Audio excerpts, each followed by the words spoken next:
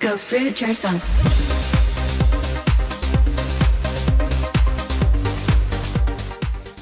Hey Fruit Bats, it's Freely the Banana Girl here. Welcome to another episode. So today I want to talk about a very controversial subject, highly emotionally charged subject, and that is the thigh gap.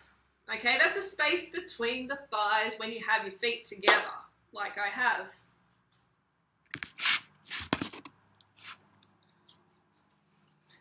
That is what I mean. So that's what I want to give my 2 cents on today. Okay, so before you press the stop button or dislike button, hear me out. Bring an open mind to this video, okay? Leave the conditioning behind for a while. And first up, I want to say that I am totally 100% against these pro-anorexia sites that recommend women starve themselves in order to get a thigh gap. This is disgusting, okay? And it's what I've come from. I came from past of anorexia and bulimia. That's unsustainable. It's the wrong focus. It's basically very, very detrimental and damaging to a lot of women out there. I'm all about abundance. I'm all about smashing in the calories, okay? Smashing in the carbohydrates, guilt-free, filling up on carbs, and then eating some more, okay? So you're guaranteed to get some real practical advice here that is nothing to do with starvation. I have a lot of experience because I have come from a past of years and years and years, most of my life, having no thigh gap. Okay, so since being on this lifestyle for the last 7 years, I have gained a thigh gap. And how did I do that? Just by living a high carb lifestyle, just by making myself fitter and fitter over the years and lowering my body fat percentage. So I've come from a past of having thighs that rubbed. I would go for a run and the thighs would rub. I would wear shorts and my bum would basically eat the shorts because my thighs would rub and the shorts would move their way up into my bum. And you know, it's really uncomfortable. I used to have chafing, blistering. I used to have to put Vaseline. It was awful, okay? And it made me think, and it makes me think now that I don't have any, excess fat there making my thighs go together, it makes me think now, why would nature design it that way? Why would nature design our female bodies to work inefficiently? Okay, that's inefficient to have your thighs rubbing together and to be actually injuring yourself as you walk. Nature, in her infinite wisdom, knows what she is doing, and she designed us to have a gap, to be lean and fit, slim. But modern society is getting bigger, so it's getting more acceptable to have this extra fat on our bodies. But is it natural? No, it's not.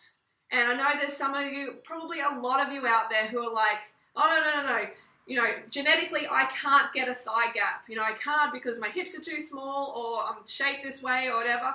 I'm here to tell you, I'm here to blow that out of the water and say, every one of you can get a thigh gap. Every single lady out there, you can get a thigh gap, okay? Is it the right focus to have a thigh gap?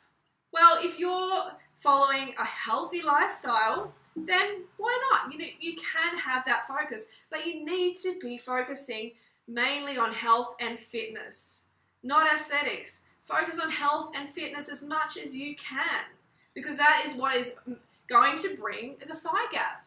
It's a byproduct. It's just a byproduct of living healthy for long enough. And that's what's happened to me. It's been over 7 years, since I've been eating a high carb lifestyle, and this is just a result. It's not a miracle. It's not, a coincidence. It's just how it goes.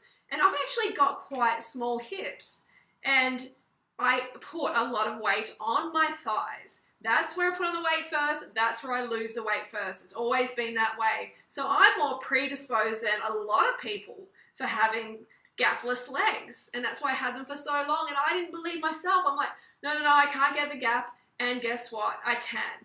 And every one of you can get it too. So you've got to keep an open mind and take the emotion out of this.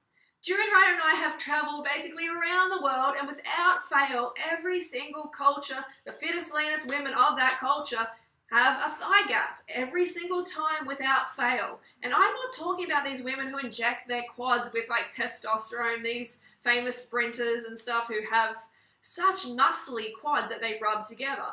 No. I'm talking about a natural, lean, fit body. You know, don't tell yourself, oh, I can never have a thigh gap because of my genetics and everything like that. If you keep telling yourself that, you probably never get one. Just jump on this lifestyle and try it, you know, and be on it long enough to get the benefits of it. It took me a couple of years to get where I am. You know, several years to get to where I am, but I'm not going back. The weight's not coming back. You know, life has changed forever and it's amazing. So join me. And when I make these videos about thigh gaps and stuff, I hope that I bring in these people who are focusing on aesthetics and these women who are on the edge of anorexia. I hope I do because I want to help them. I came from that past. I know how awful it is. This lifestyle is not an eating disorder. This is like an abundant lifestyle. So all you have to do is embrace it and drop the old conditioning. All right, so that's my message for today. Don't forget to go fruit or root yourself, and I will see you on Wednesday for What I Eat Wednesdays. Bye. Banana Girl.